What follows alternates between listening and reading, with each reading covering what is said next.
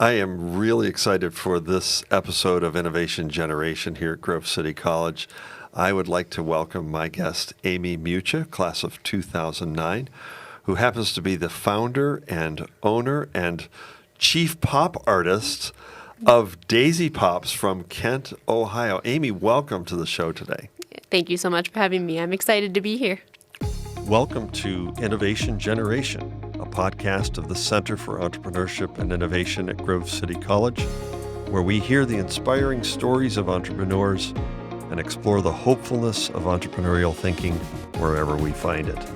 I'm your host, Tim Sweet, and this is Innovation Generation. Really glad to have you in the studio. So you're a 2009 grad, came here in the fall of 2005, and as an 18-year-old, what was your vision for your life at that point? Sure. I came in as a math education major, and that was my vision. I was going to teach math because I was a true mathlete, really loved helping people, and I figured the best way to combine those was math education. So I went through my 4 years here and went right back to my high school where I graduated from in Ohio. And your high school was, what's the name of your high school? CVCA, Cuyahoga Valley Christian Academy. Fantastic. And that's actually where you met your husband, Nate, correct? It is where we met, yeah, junior year homecoming. Haven't looked back. And you both came here to Grove City College. Mm-hmm. Yep, we both came here, and then I went right back to CVCA after my time at Grove City to teach math for 12 years. So you love math. Oh, I love math, yes. Right? Makes sense. Adds up. It does. You like the logic of it. You like the beauty of it, the consistency. Yes, there's always a right answer, which makes it really nice.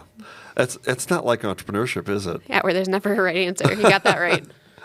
Well, tell us a little bit about, I'm interested in knowing your journey from totally sold out on math and ready to launch a career as a teacher in math to entrepreneur. So tell us a little bit about how that journey began to take place. You ended up, in the teaching profession. Tell us a little bit about that and how that entrepreneurial journey began. Sure. I'm very much an accidental entrepreneur. I was going to teach math until my kids had kids and then retire and watch my grandkids. But you had this all mapped out like from day one. Of course, yes. You had the trajectory of your life all planned, right? Yeah. Once I do something, I usually don't quit or don't go halfway. So I just figured I'd do that forever, and I loved it. I loved my 12 years at CVCA teaching. Yeah. What grade levels did you teach there? I had Honors Algebra 2, which were mainly freshmen, some sophomores, and then AP Statistics, where I had my seniors. And I feel like I influenced many of them to come here to Grove City. Yeah, that's great. We've had a lot of grads from CVCA. Yes. Through the years. That's great.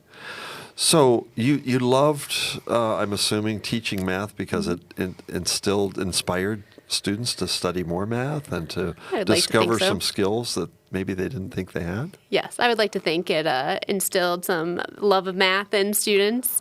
But yeah, it was just fun. I really like seeing the light bulb go on in my students' eyes. I love the relationships that I built. Some of them are still my friends. They're went from students to friends, which I really, really enjoyed. Yeah, it's a very fine institution, and they've produced a lot of really great students through the years, so I'm not surprised that you were a very important part of that. A couple of years ago, I encountered one of these Daisy Pops, and I said, oh my gosh, what an interesting product. Colorful, fun, engaging. And then I realized that you were behind it, and your husband, Nate, who also teaches here at Grove City College, was somehow a part of this. But I fell in love with the product the moment I saw it. I didn't even have to taste it, right? High praise. I saw it and thought, this is amazing. Tell us a little bit about how these cake pops got started. Oh, that's a good story. My mother-in-law is responsible for it all. She got me a cake pop books over a decade ago. I was just making them on the side for a few years, and one of my students' moms saw them one time and offered to buy some. I was like, okay. So that just started about a year and a half of just very much making them on the side. Like, not a business, didn't get an LLC, nothing like that. Just people, giving me $20 cash and getting their cake pops. So you're just having fun, just right? fun. You discovered you could make cake pops. You kind of learned out of a book. And then there was so much more to it. Yes, yes, there was. So yeah, I'd call that the hobby time of cake popping. Ah, yeah. Yes. And then in 2018, one of my current students and I sat down. We made a Facebook page. We made an Instagram. My husband had already helped me get a website and an LLC. So that's when it became a side hustle, I'd say, where we formalized everything, started really taking orders, and doing some customized pops as well. Yeah. So here you are, you're a math teacher, right? A lot of times we don't associate the creative side with left brain people like math majors and math teachers. You're very, very strong in logic and sequence and analysis. But this is edible art. I mean, it's just it's an amazing experience that people have with your product. Tell us a little bit about the creative that got unleashed in you as you began to build this business. Sure. It's funny because I always say my husband has all the creativeness in our family. He's a professional designer. Yes, right? he is. I mean, he needs to have that. Teaches design. He's got a lot of that. Yes, a lot of that. And I would not say I am artistic in the slightest. My children who are 10 and under are better at art than me at this point. But I've always had a little creative or crafty bent. So I've always enjoyed doing those things. Always like having a project. So when Cake Pops became that project several years ago, I really tried to make it more mathematical, honestly. So the decorating of Cake Pops, I wanted processes in place. I wanted to be efficient with it, because even though it's right-brained, I still wanted to bring that left-brainedness into it and apply all of those things that I love so much and came more easily to me to the cake popping process. So math is fun. It is fun. And it tastes good, too. Well, Cake Pops taste a little better than math does, according to my students, but yes. Wow. Well, it's very, very interesting, this journey that you've had. It's a little unconventional in terms of evolving into the amazing business that you have. But you really, you just threw yourself into it, right? I mean, just had developed a passion for this? I mean, you didn't start out as I want to do cake pops. It just kind of happened. It did just kind of happen. Yeah, people would always ask what's the goal for Daisy Pops? And back in the day, I was like, there is no goal. It's just, kind of keep up with what's thrown at me. But yeah, it was just a side hustle. It was always supposed to be a side hustle. And now it is not a side hustle. And you discovered an amazing amount of demand for your product. Yes, yeah. I mean, the cake pops are always fun. Obviously, if Starbucks does it, it's got to be a good idea. But I feel for our business, it was really, really COVID that took it from a side hustle to something that demanded much more of me. Oh, interesting. So here you are, a school teacher, and everybody's thrown into COVID jail for a while, and teaching remotely. Tell us about how that kind of helped you transition into a new phase of your business. Sure. When COVID hit, I shut down Daisy Pops for 2 weeks. I was like, well, it's been a fun experiment, but it's probably done for because people who are worried about their lives and their livelihood are not going to care about little, cake on a stick. But I was actually wrong because Cake Pops turned out to be a great way for people to bring a little joy into their lives. In such dark times, dark, scary times, it was truly just an easy way where they could pick it up, in a contactless way, because we had to pivot and make it happen that way. Sure. They could pick it up. They could even send it to people who they haven't been able to see. A lot of people did, drive-by birthday parties where people would drive by their houses. They'd hand them out Cake Pops. So it kind of took the traditional, cake with candles on it, made it individualized and COVID safe. And so, they just got really popular, if you will, during those deep COVID times. You're really good at the dad jokes. I know you Love build them. this into your brand. It's so fun. So we'll talk more about that in a minute, I'm sure. But I think it's so interesting how a problem like COVID really created opportunity for you and a journey of discovery of nuances of need that people had. And you were able to quickly meet that need and meet that demand.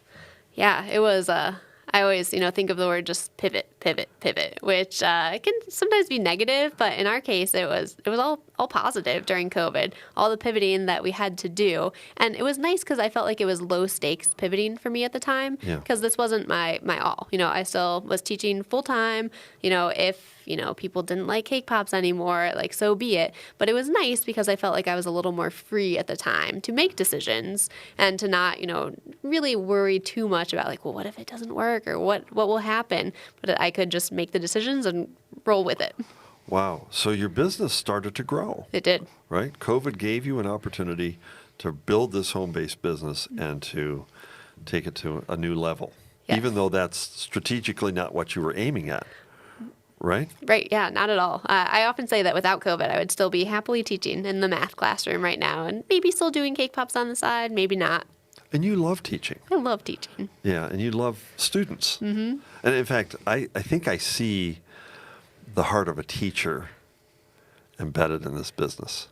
Would you say that's true? Yeah, I would agree. There are a lot of parallels to teaching and running a business, like cake popping anyways, that I hadn't really expected, but it's been really fun to discover that overlap and see how my skills that I use in the classroom can actually be used in a business as well. Here's an interesting, there's a two-part question. One, what do you love most about the cake pop business? Mm-hmm. And what do your customers love the most about it? I'd be interested to know how you think about that. Sure.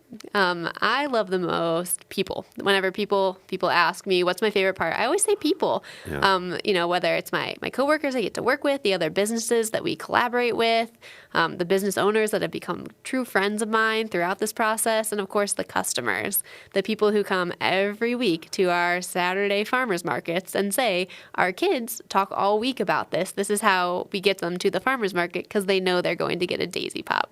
Wow. So that works quite nicely together. It does, yes, which then leads into part two of your question is what do the customers like? Eating them, of course. Sure. I would say, but we always try to make it more than just eating a cake pop. We try to give them an experience.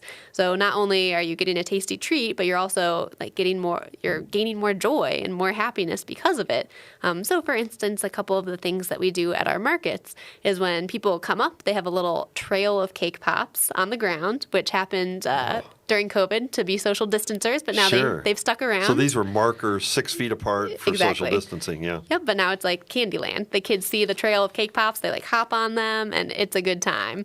So that's one thing. Another fun thing is we have a vending bike that we bring to our events. And after somebody buys a cake pop, I always say, okay, I'm going to ring the bell. You're going to yell cake pops. And so I ring the bell, they yell cake pops. It's a fun thing. It makes more noise too, so people know about us. But the best thing is I've gotten so many messages from customers and videos of their little kids at a playground or playing with their own toys. And if there's a bell there, they ring the bell and then they yell cake pops, which I love. Oh my gosh, that sounds like so much fun. It sounds like a brand that connects with people of all ages. Exactly. So you have a lot of stakeholders, right? Mm-hmm. A lot of different kinds of people who are interested in your business. But kids are a very important part of that. They tell really are. Tell us a little bit about that. Yeah, kids, I feel like they're the ones who really started like driving the business, and they still do.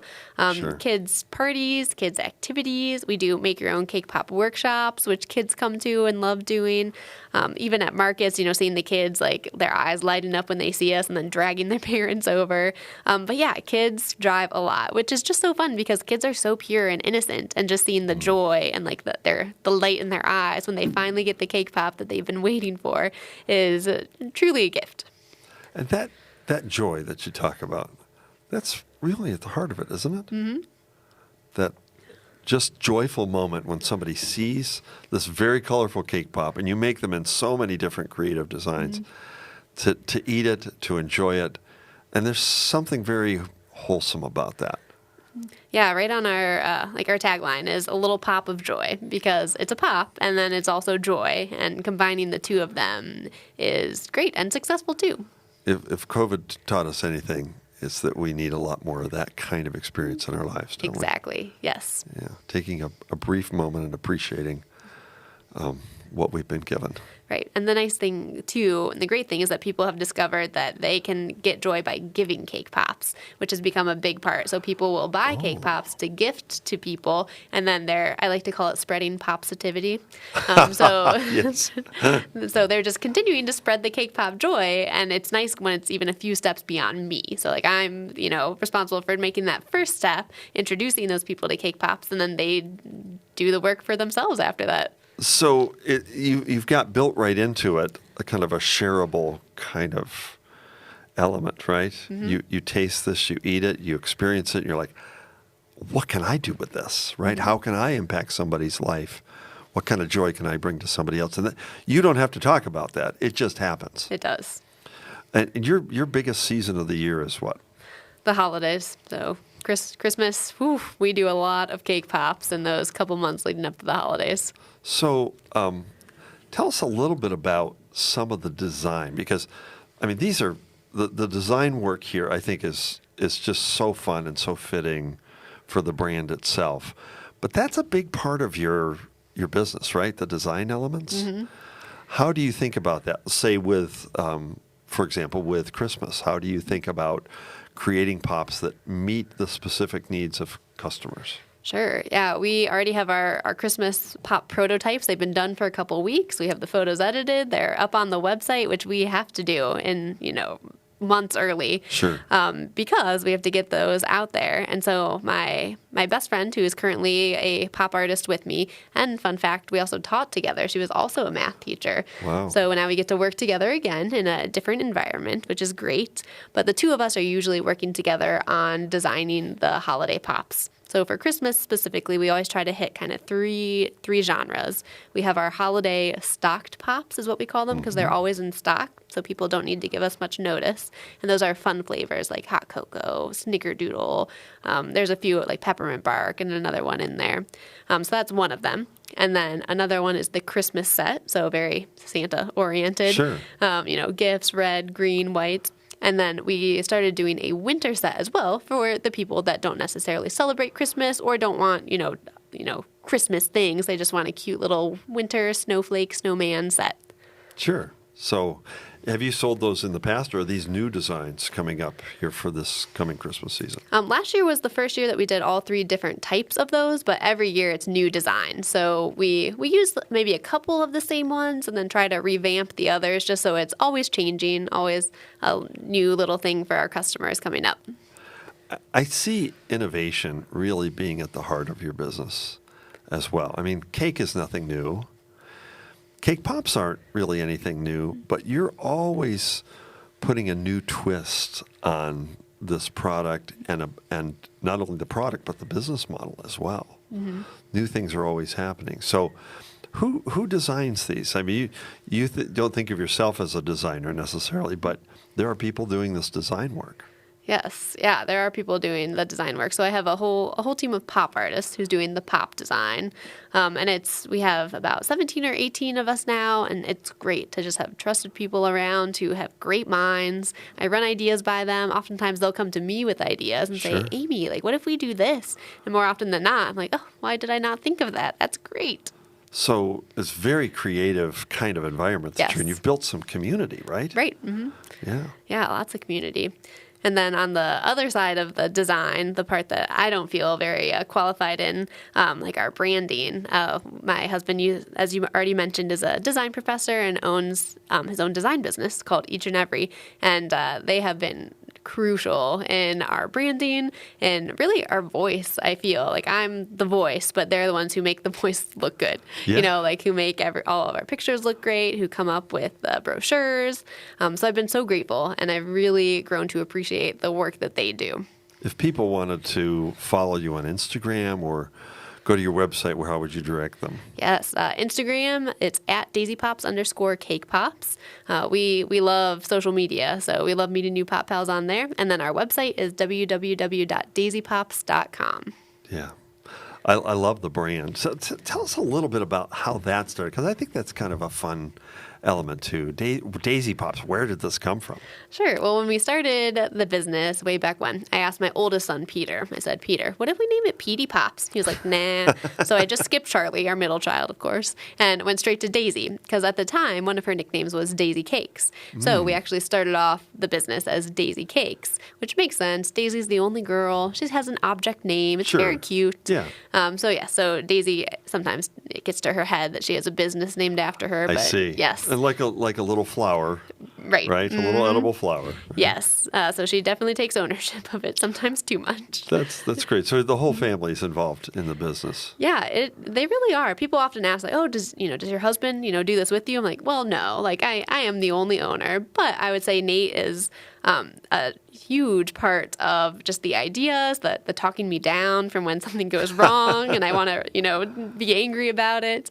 But he's run his own business for way longer than me, so he is just an invaluable asset to me, just full of wisdom, and I'm so grateful for that. And the kids are getting older now, so they are actually helping me. So the boys can run the cash register when we're at markets, so I really love when they get to come. Daisy isn't quite good enough at that yet, but she comes to pop workshops and pop parties with me because she knows how to make cake pops, so she can help me teach other people how to do it. Wow.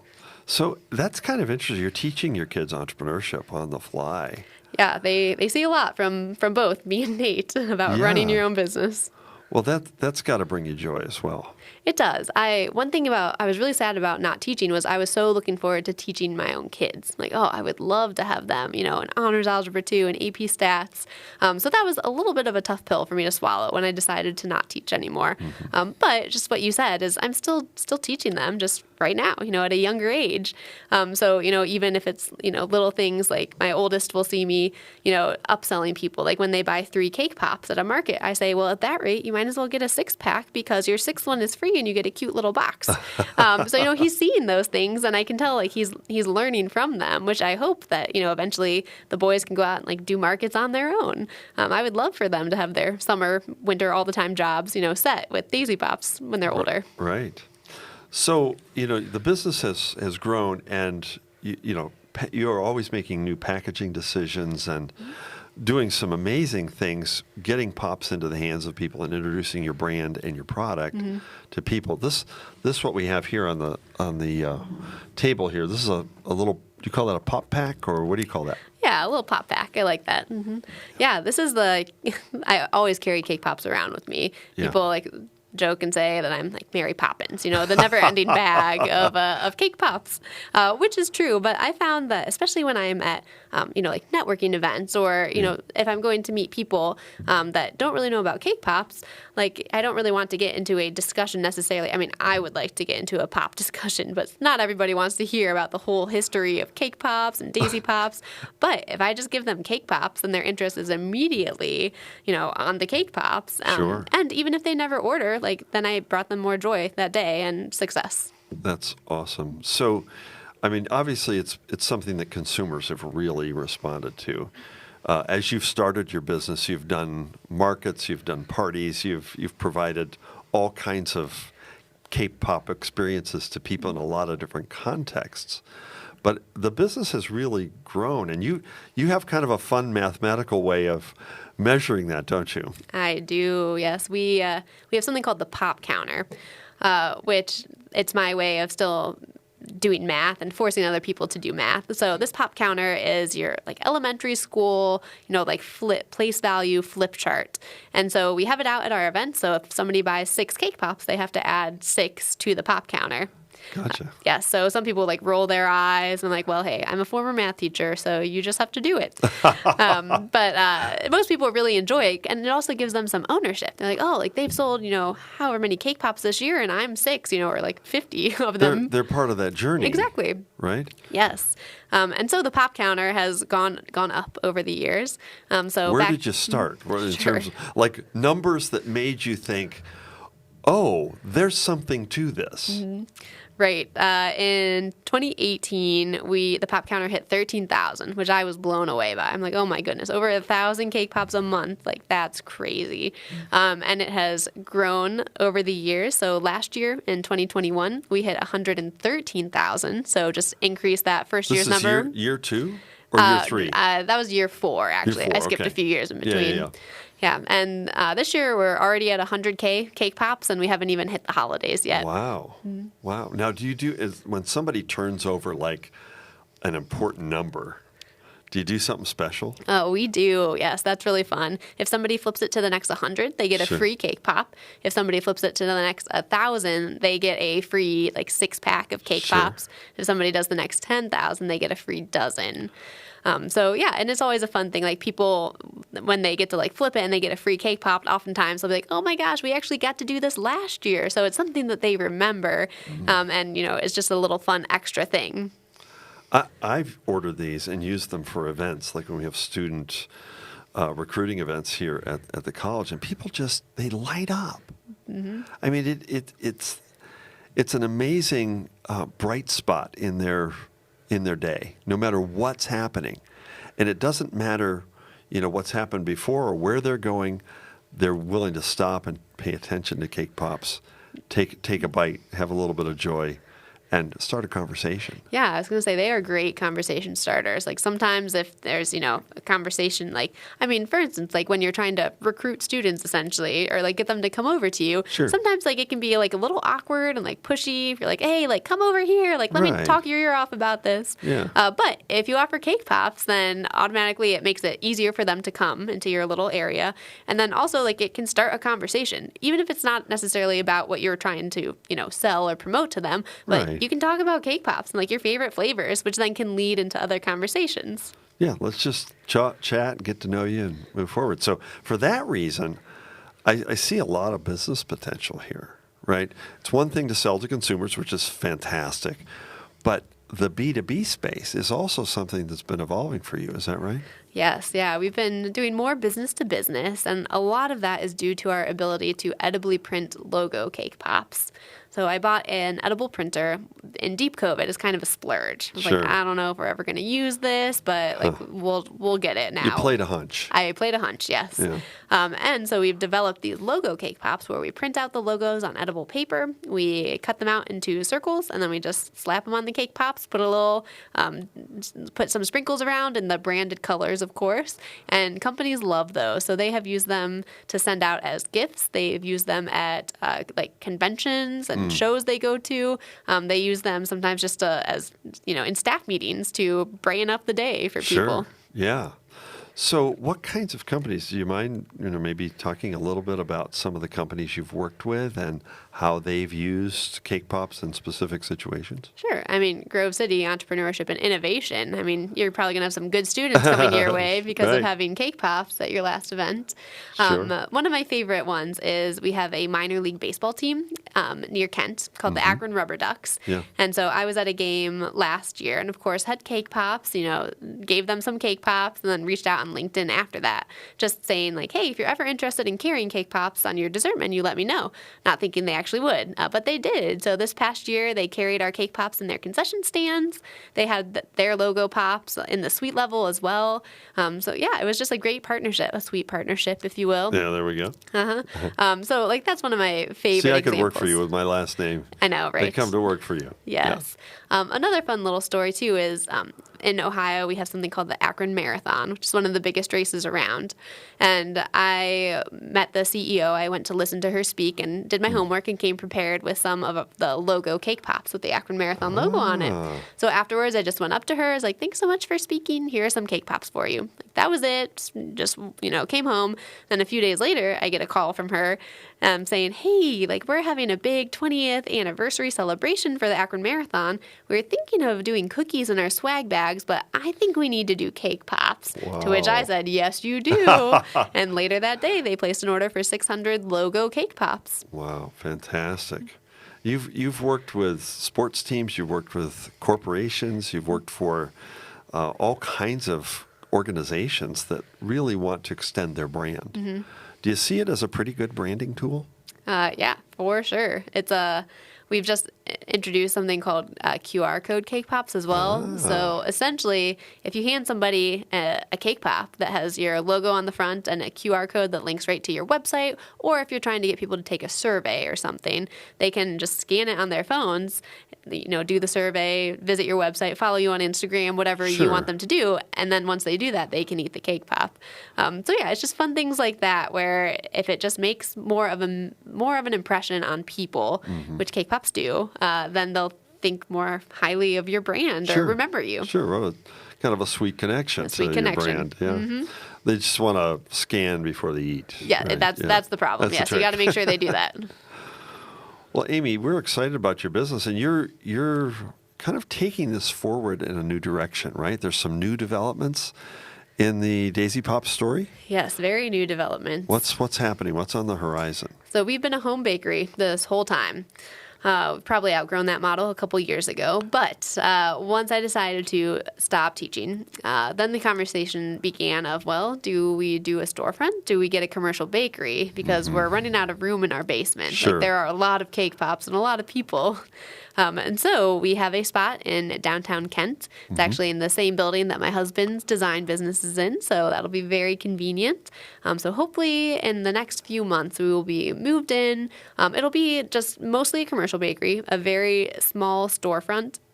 But I'm also hoping that it is a place for community where people can gather to do cake pop workshops, or people can host their kids' birthday parties. But just like a place where, as I always say, where, joy is found, and it's found around cake pops, and you're building a community there too. This is an exciting time for you. It is. When do you expect to be into the storefront? That's a great question. We originally said this month, which is laughable. So I'm hoping the first quarter of next year at some point. We will see. But the nice thing is we can still make cake pops without being there. So if it keeps getting pushed back, like a little bit of a bummer, but it's also okay because it doesn't stop us. You'll move all your production over there as well? Wow. Well, exciting next level for your business. Yes. Can't wait to see what happens. I think that you have an interesting and fun opportunity here. Popportunity. Popportunity. Thank you. I need to get with the lingo for sure. I like a good dad joke, so I'm all in on that. So again, if people want to check out your website, they can go to daisypops.com. Daisypops.com. And your Instagram account, easiest way to find it is? Daisypops_cake pops. Yeah, and if they just do Daisy Pops search, they'll probably find it that way too. Yes, that should work. And being on our mailing list too, which you can add through our website, is the best way. We get our What's Poppin' email, which comes out a couple times a month with all the new info. Well, Amy, you have such an interesting story, and a story of entrepreneurship that isn't often told, of moving from, a discipline and a profession that you loved, discovered a niche need and demand for a very interesting product, and have followed your heart to develop something that is bringing joy to a lot of people all over Western Pennsylvania, Eastern Ohio, and hopefully a lot farther beyond in the future. That's right. Spread that pop culture nationwide, at least. I love it. Thanks for popping in today. You're so welcome. Really appreciate having you here on our show. And we wish you the best as you continue to move forward with your business. Thank you very much. Thanks for joining us today on Innovation Generation. We're glad you could join us, and we invite you to come back for more episodes. To contact us, you can find us at gccentrepreneurshiп.com, or you can follow us on social media at GCC Entrepreneur.